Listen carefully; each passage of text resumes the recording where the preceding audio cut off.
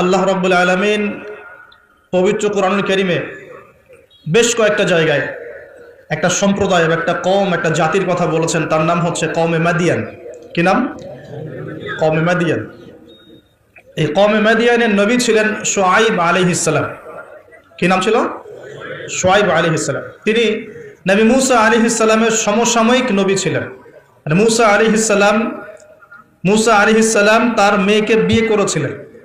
নবী মূসা আলাইহিস সালাম যখন যুবক, তখন একদিন তিনি দেখছেন রাস্তায় দুজন লোক ঝগড়া করছে। একজন তার গোত্রের, আর একজন হচ্ছে ফেরাউনের বাহিনীর। তো মূসা আলাইহিস সালাম তার গোত্রের, যে তার জাতের, তার সাথে তার পক্ষ নিলেন। তো কোরআন বলছে যে সেই এক ঘুষিতেই সেই ব্যক্তি মারা গেছে। ঠিক আছে? ওয়াকাযাহু, মূসা আলাইহিস সালাম তাকে একটা ঘুষি দিলেন। ফাকাদা আলাইহি, এতেই তার মৃত্যু হয়ে গেল। পরের দিন আবার একই ঘটনা ঘটছে। মূসা আলাইহিস সালাম দেখছেন আবার সেই ব্যক্তি আরেকজনের সাথে লড়াই করছে। তখন তিনি আবার তাকে বাঁচাতে গেলেন। তখন সেই ব্যক্তি বলছে, গতকাল কিন্তু তুমি একজনকে ঘুষি মেরে হত্যা করেছো, আজকে কি আবার আমাকে হত্যা করতে চাচ্ছ? তখন এক ব্যক্তি খবর নিয়ে আসলো, মূসা এখান থেকে পালাও, কারণ ফেরাউনের বাহিনী তোমাকে ধরতে আসছে, কারণ তারা মনে করে তুমি একজনকে হত্যা করেছো। তখন মূসা আলাইহিস সালাম মিশর থেকে চলে গেলেন, হিজরত করলেন। এই মিশর থেকে হিজরত করে তিনি এই শুআয়ব আলাইহিস সালামের কওমে মাদিয়ান এখানে চলে গিয়েছিলেন। এখানে তিনি একটা গাছের নিচে বসেছিলেন। বসে তিনি দেখলেন যে কিছু মানুষ গবাদি পশুদেরকে পানি পান করাচ্ছে, আর দূরে দুটো মেয়ে দাঁড়িয়ে আছে। তো মূসা আলাইহিস সালাম তাদেরকে গিয়ে বললেন, আপনারা দাঁড়িয়ে আছেন কেন? তখন সেই দুটো মেয়ে মূসা আলাইহিস সালামকে বললেন যে আমরা দুর্বল, যতক্ষণ না তারা তাদের পশুদেরকে পানি পান করিয়ে চলে যাচ্ছে ততক্ষণ পর্যন্ত আমরা পানি পান করাতে পারি না। তখন মূসা আলাইহিস সালাম, তিনি শক্তিশালী ছিলেন, বিশ্বস্ত ছিলেন, তিনি তাদের হয়ে পশুদেরকে পানি পান করালেন। এবার সেই মেয়ে দুটো বাসায় চলে গেল। বাসায় চলে গিয়ে কিছুক্ষণ পর মূসা আলাইহিস সালাম আবার সেই গাছের নিচে বসে আল্লাহর কাছে একটা দোয়া করছেন। কি দোয়া? আল্লাহ পাক কোরআনে বলছেন, নবী মূসা আলাইহিস সালাম বলেছিলেন, রব্বি, হে আমার রব, ইন্নী লিমা আনজালতা ইলাইয়া মিন খায়রিন ফাকির। হে আল্লাহ, তুমি আমার প্রতি যে নিয়ামত বর্ষণ করবে, তুমি আমার উপর যে অনুগ্রহ বর্ষণ করবে, আমি তার জন্য ভিখারি হয়ে বসে আছি। বলেন সুবহানাল্লাহ। কারণ এখন মূসা আলাইহিস সালাম ফেরারি মানুষ, মিশর থেকে চলে আসছেন, না এখানে আছে খাবার, না আছে বস্ত্র, না আছে বাসস্থান, না আছে কোনো আত্মীয় স্বজন, একাকী। তখন তিনি গাছের নিচে বসে এই দোয়া করছেন, রব্বি ইন্নী লিমা আনজালতা ইলাইয়া মিন খায়রিন ফাকির। হে আল্লাহ, আমার উপর তুমি যে নিয়ামতগুলো দিবে এর জন্য আমি ভিখারি হয়ে বসে আছি। সুবহানাল্লাহ। ঠিক ওই সময় ওই দুই মেয়ের একজন মেয়ে হেঁটে হেঁটে মূসা আলাইহিস সালামের কাছে আসলেন, এবং তাদের হাঁটার বর্ণনা আল্লাহ পাক কোরআনে দিয়েছেন যে তারা লাজুক ভঙ্গিতে হেঁটে আসলেন। সেই মেয়ে লাজুক ভঙ্গিতে হেঁটে আসলেন, এসে বললেন, আমার বাবা আপনাকে ডাকছেন, আমার বাবা আপনাকে ডাকছেন। এই কথার অর্থ যারা অ্যাডাল্ট তারা বুঝতে পারবেন। এখন মূসা আলাইহিস সালাম তার সাথে গেলেন, গিয়ে দেখলেন তার বাবা হচ্ছেন একজন নবী, যার নাম হচ্ছেন শুআয়ব আলাইহিস সালাম, যার কথা বলছেন। তার বাবার নাম কি? শুআয়ব আলাইহিস সালাম। এখন শুআয়ব আলাইহিস সালাম তিনি মূসা আলাইহিস সালামকে বলছেন, কি ঘটনা তোমার, আমাকে বলো। তখন মূসা আলাইহিস সালাম তাকে সব ঘটনা বললেন। এখনো কিন্তু মূসা আলাইহিস সালাম নবী হন নাই, এখনো কিন্তু তার কাছে ওহী আসেনি। ঠিক আছে? এখন তিনি তার ঘটনা খুলে বললেন যে আমি বনু ইসরাইলের মানুষ, ফেরাউনের ঘরে বড় হয়েছি, একদিন রাস্তায় ঘটনা ঘটলো, তারপরে আমাকে তারা ধাওয়া করে আজকে এই জায়গায় আমি চলে আসলাম।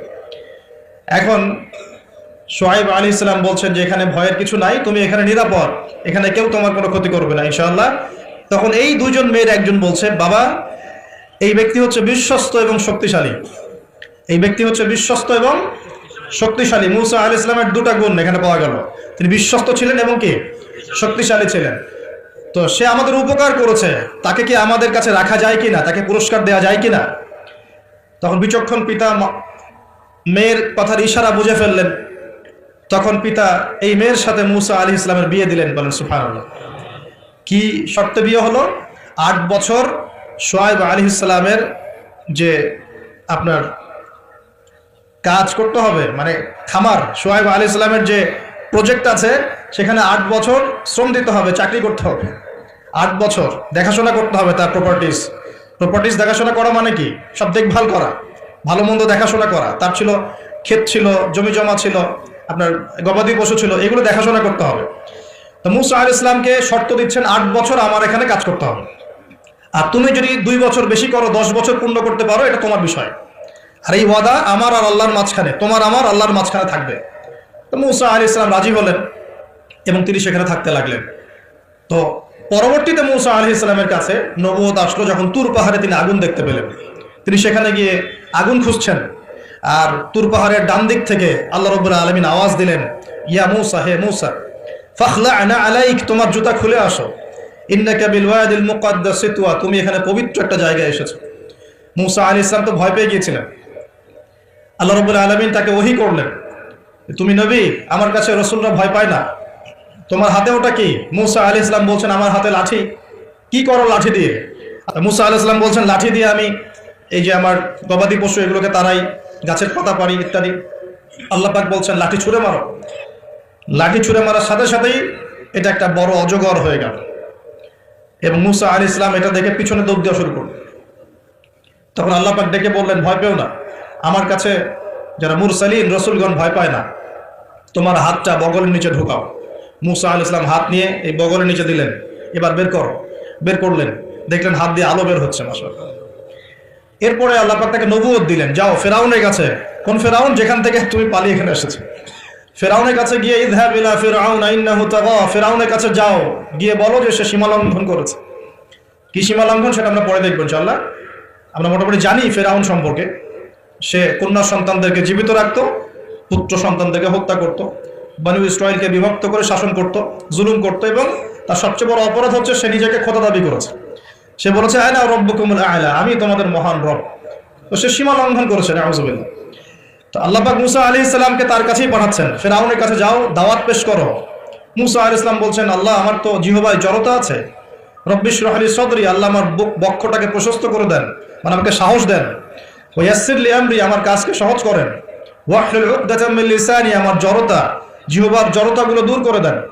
ইয়াফকাহু কওলি, যাতে মানুষ আমার কথা বুঝতে পারে, আর আমার ভাই হারুন আমার চেয়ে ভালো কথা বলতে পারে। আল্লাহ হারুনকেও নবুয়ত দান করুন। আল্লাহ পাক হারুন আলাইহিস সালামকেও নবুয়ত দান করলেন, এবং দুজনকে বললেন, ইযহাবা ইলা ফিরআউন, তোমরা দুজন এখন ফিরআউনের কাছে যাও, ইন্নাহু তাগা, ফাকুলা লাহু কাওলান লাইয়িনা, ফিরআউনের কাছে গিয়ে তার সাথে নম্র ভাষায় কথা বলবে, তাকে আল্লাহর দিকে দাওয়াত দিবে।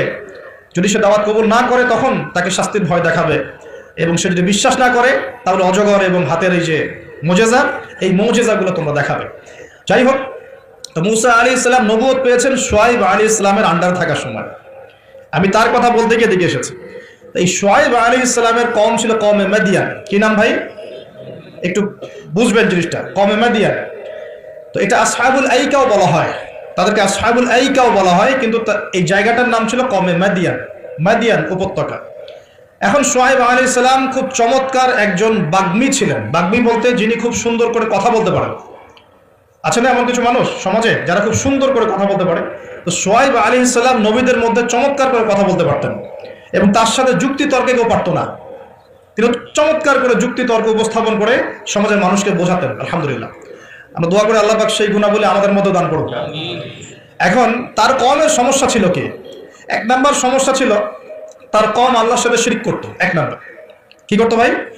শিরক মানে হচ্ছে আল্লাহর একত্ববাদের সাথে অংশীদার সাব্যস্ত করা।